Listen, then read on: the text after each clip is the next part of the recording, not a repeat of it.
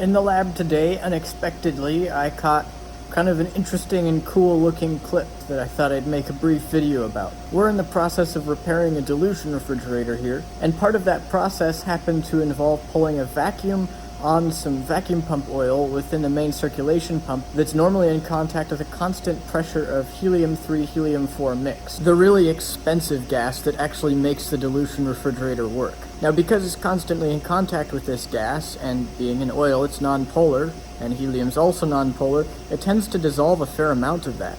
Kinda like CO2 dissolving in water when it's under pressure.